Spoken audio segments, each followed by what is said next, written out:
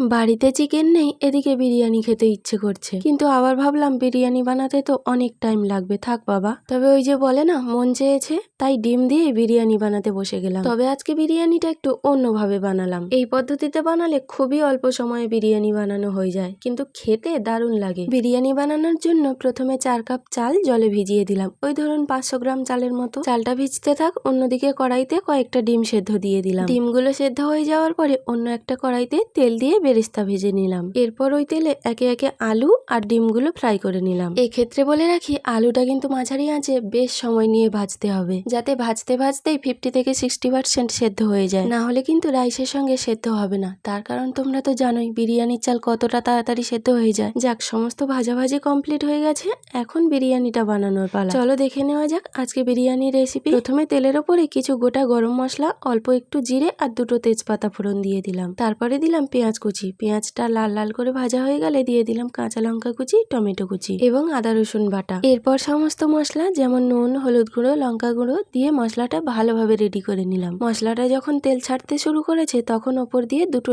ডিম ফাটিয়ে দিয়ে দিলাম। এরপর আলুগুলো ঢেলে দিয়ে ভালোভাবে নেড়ে চেড়ে দিয়ে দিলাম চালগুলো এবং কিছুক্ষণ নাড়িয়ে চাড়িয়ে ভালো করে মশলার সঙ্গে মাখিয়ে নিলাম। মাখানো হয়ে গেছে, এখন জল দেওয়ার পালা। আমি যেহেতু 4 কাপ চাল নিয়েছিলাম, তাই তার ডাবল 8 কাপ জল দিলাম। আমি কিন্তু জলটা আগে থেকে উষ্ণ গরম করে রেখেছিলাম। তোমরা চাইলে ঠান্ডা জলও ব্যবহার করতে পারো, তবে যে কোনো রান্নায় একটু গরম জল ব্যবহার করলে তার টেস্টটা একটু বেশিই ভালো হয়। ভাতটা হতে থাক, অন্যদিকে একটা কাপের মধ্যে 1 চামচ কেওড়া জল, 2 চামচ গোলাপ জল আর 2 থেকে 3 ফোঁটা আতর একসঙ্গে মাখিয়ে নিলাম। তোমরা এর সঙ্গে দুধ বা কেশরও ব্যবহার করতে পারো, আমার কাছে ছিল না তাই দিইনি। এখন ওই মিশ্রণটা রাইসের ওপর ঢেলে দিলাম। তারপরে একে একে বেরেস্তাগুলো দিয়ে দিলাম আর দিলাম বিরিয়ানির মশলা, 2 থেকে 3 চামচ ঘি এবং হালকাভাবে নেড়ে ভালো করে মাখিয়ে নিলাম। এক্ষেত্রে খুবই আস্তে আস্তে নাড়তে হবে, না হলে কিন্তু ভাতগুলো ভেঙে যেতে পারে। যাই হোক, এখন আবার ওপর থেকে কিছুটা বেরেস্তা আর ডিমগুলো দিয়ে ঢাকা দিয়ে দিলাম, ওই ধরো 10 থেকে 15 মিনিট মতো। যাই হোক, 15 মিনিট পরে দেখো রাইসটা কিন্তু একেবারে কমপ্লিট হয়ে গেছে আর কতটা ঝুরঝুরে হয়েছে তোমরা নিজেরাই দেখে নাও। রেসিপিটা কেমন লাগলো কমেন্টে জানাবে। টাটা।